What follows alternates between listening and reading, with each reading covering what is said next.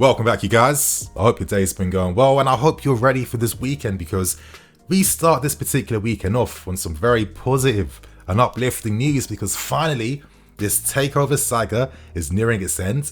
And today we got some amazing news suggesting that TODD BOEHLY is set to become the new owner of Chelsea Football Club.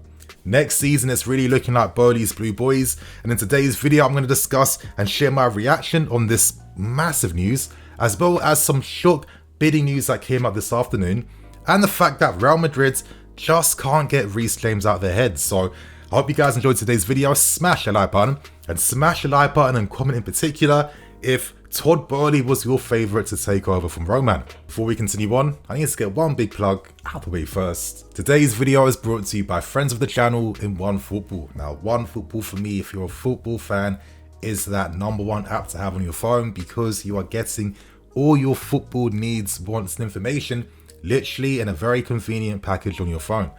On screen I'm going to show you exactly just how efficient this app is and why I use it on a daily basis, and why so many of you guys use this on a daily basis as well too. Now of course I'm going to Chelsea Football Club. You're allowed to follow clubs, players of your choosing, and naturally the news that's broken today is literally here on your phone. They get updated news from all sources across Europe.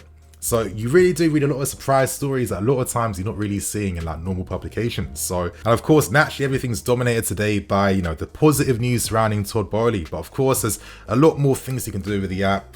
Look at the seasons, squads, transfer rumor news as well too, plus a lot more. And honestly, you guys, if you don't have OneFootball, it really is the perfect time now to try things out for yourself. You'll find a link below in the description. Try it out for yourselves, you guys. Honestly, once you start using it, you won't stop, and it's the perfect app to have before summer comes. So right now, we get into the first story today, and I want to start things off first by getting this Reece James news out of the way. Now, reports have been coming out throughout Spain and from this country in particular too, from goal.com, and essentially they're confirming that Real Madrid are really looking at Reece James in the 2023 window.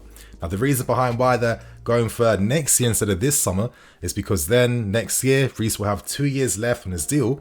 So now that TODD BOEHLY is going to be our new owner, it only makes sense now that he honestly gets Reece James signed up to a bumper deal, because this guy is a world-class player. And for me, world-class players get world-class wages. It really is that simple. But on a personal note too, it is quite sick that a player we produce from our academy, you're seeing like Benzema and Vinicius Jr., who was definitely showing a ton of respect to Reece James. I definitely feel like he passed that Real Madrid test of approval. Put in an incredible performance against them. They're playing in the Bernabeu, top signing.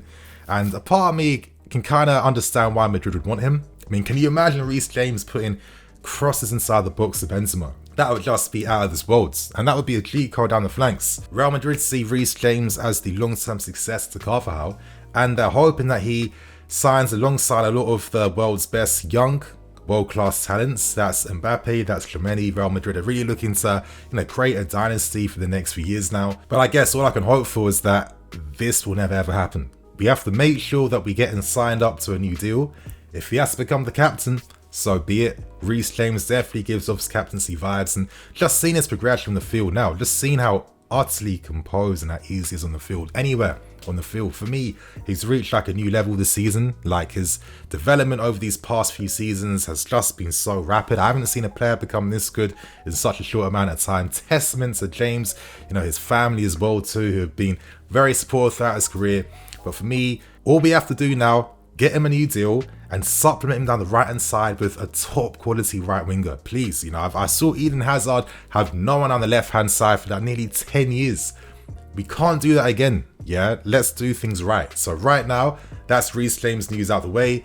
We now move on to the massive story that broke, and let's talk TODD BOEHLY, because currently multiple sources are saying that TODD BOEHLY has all but won the race to take over from Roman Abramovich for next season. Now, the club have handed preferred bidder status to him and his group, and that's of course coming from the fact that other bidders were turned down. You're looking at Steven Pagluccia, you're looking at the Broughton Group as well too, and it seems like this late bid made by Mr. Ratcliffe as well too, which I'll discuss at the end of this video. It seems like TODD BOEHLY is the preferred bidder that Roman feels comfortable selling the club too. At this point in time, the only thing that we are waiting for now is for an exclusivity agreement to be signed. And of course, TODD BOEHLY's bids is alongside Swiss billionaire Hans-Jörg Weiss and of course Mark Walters as well too. And their bid was in excess of 4 billion.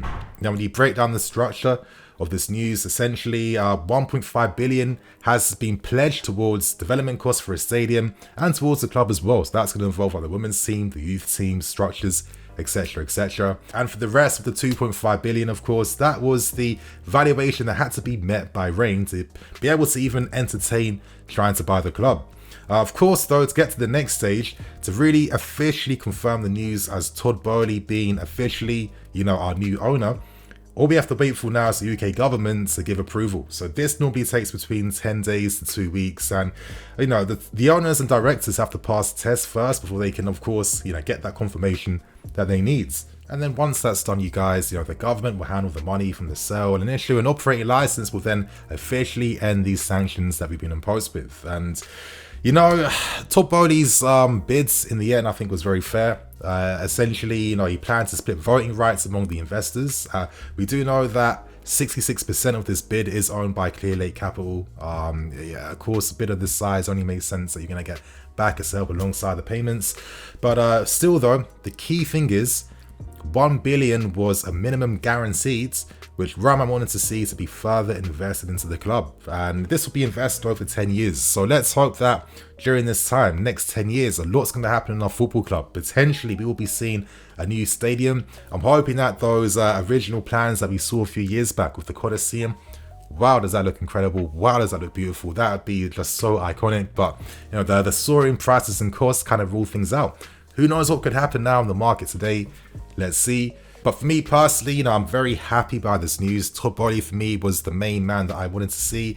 I feel like his sporting background and the actual team that he's hired, from Daniel Finkelstein to other investors as well at the helms.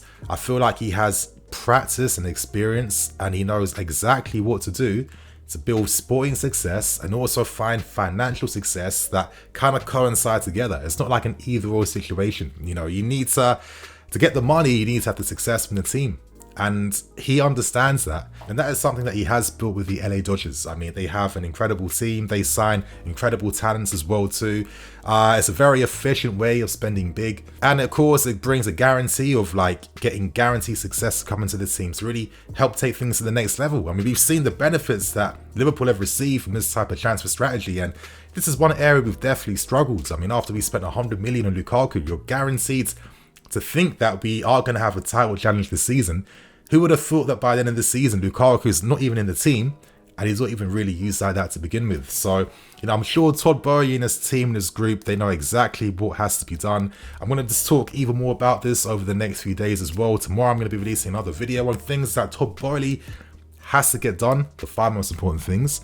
But right now, we end things with the final story. And to top off this crazy day for news, for me, it only feels right to talk about a crazy bid that was made this afternoon that came from Sir Ratcliffe. Now, he made a last-minute attempt to make a move for the club, and his bid was 4.25 billion, with 1.75 billion planned to be invested in the club over the years, which of course was a lot more than other negotiation parties. And of course, the 2.5 billion that's remaining is going to go to charitable trust linked to the Ukraine war, which of course was always the whole point of things. But this was a huge surprise to Reign, who are overseeing this entire takeover. And essentially, if you guys want to get a brief understanding of who Sir Ratcliffe is, he is the owner of a chemical company, Inos. He has controlling stakes too in a Swiss football club and in Nice as well, in Ligue 1. And of course, over the years, he has really been diversifying his investments. He's invested a lot in sports. He has investments in Formula 1 racing, yachts, cycling, etc, etc. And it's still quite surprising that he made such a late bid in the end of the day. Some rumors suggest that maybe he had a change of heart late on. He wants to see British ownership of a British club. He admitted himself that he is a Chelsea season ticket holder, even though he is a Manchester United fan. And I'll leave this little thing on screen so you guys can get an understanding of what he said about Man United. But to his credit, this guy does value sport quite a lot too. And it would have been interesting to hear what his pitch was supposed to be if he had made a bid a lot more sooner. As Sir Ratcliffe said in his statement today, "We are the only British bids. Our motives are simply to try and create a very fine club in London. We have no profit motive because we make money in other ways. We believe that London should have a club that reflects the stature of the city, one that is held in the same regard as Real Madrid, Barcelona or Bayern Munich. We intend Chelsea to be that club. We are making this investment as fans of the beautiful game, not as a means to turn a profit. We do that with our core businesses, and the club is rooted in its community and its fans." And, I do feel like that is definitely something that he stands by and believes in, because the report stated that he was going to solely finance this move to take over the club. I think he's worth 10 billion as it is, and I'm sure that he'd be able to find many a ways to be able to scheme up ways to, get his bid done. And on top of that, he has experience in lots of sports teams and in football already, and he is a respected and trusted figure too. So I don't blame him for making that late attempt, but maybe he was thinking this is the final time now, better late than never. But regardless, it was crazy news to see. We got confirmation, of course, that Broughton and Pagliucci's bids were, of course, turned down too. But Sir Ratcliffe tried to buy us a few years back and had a bid turned down at the time. So I wonder what took him so long end of the day, but I guess it doesn't really matter anymore now, because TODD BOEHLY, the guy I wanted since day one, is set to take over this club. And honestly, you guys, I feel like we have some exciting times to come over this next 10 years, because I personally feel like this is the ownership we've always needed, that is going to maximize those small details to take us to a level where, we are the best team in the world. So you guys, on that note, I hope you enjoyed today's video. I'm EFC, this is Blue Line CV. I'll catch you guys later with some more videos. Cool.